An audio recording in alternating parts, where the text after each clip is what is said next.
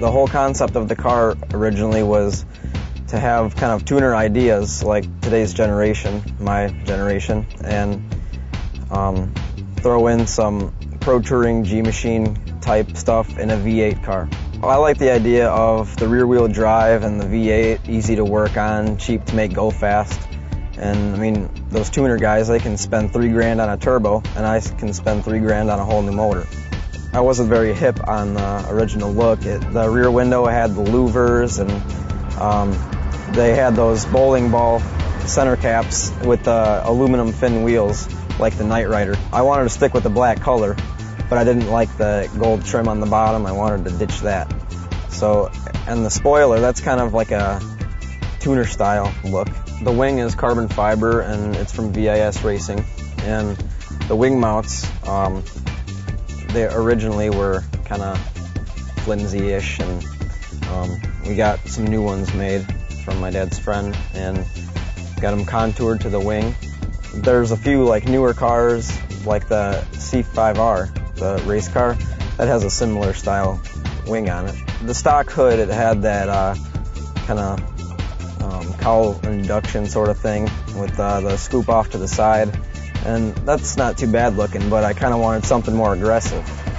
And that the new style WS6 Trans Am hood I really like a lot. They're Corvette C5 wheels, and we actually got them on eBay for $350 and sold the pressure sensors for those run flats, the pressure warning lights, for $225. And then we ended up selling one good tire on it for $125. So we ended up getting the wheels actually for free. It's a 406 small block Chevy. It's a 400 bored 30 over. It is a 6.6 liter, and some people will get thrown off by that. They don't really think it is, but that's what a 400 is. Well, I assembled the whole thing myself, from the bearings to the carburetor. It's got a Holley 870 Street Avenger carb.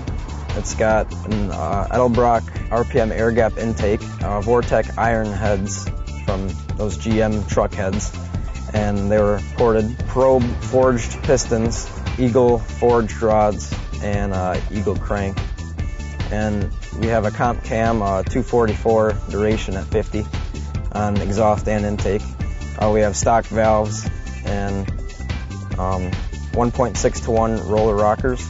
The ring end gaps were the first problem when we dynoed the engine, and we sprayed it with nitrous and actually blew the motor.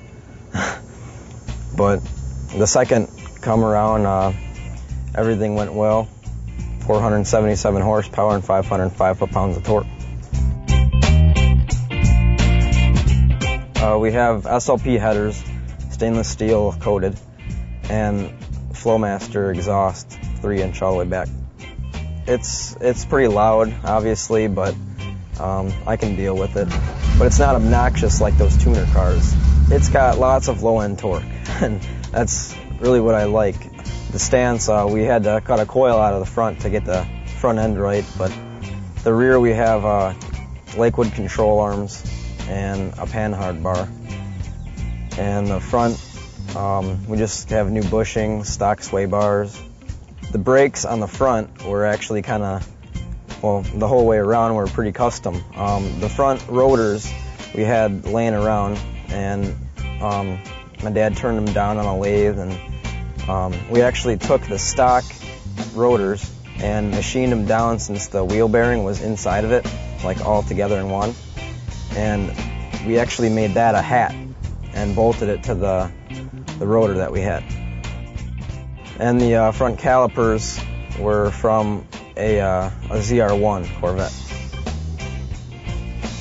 And as far as the rear goes, we have the same thing, the Draco springs and Bilstein shocks. And the rear rotors were from my dad's 96 Corvette. And the rear calipers were the stock fronts on this car.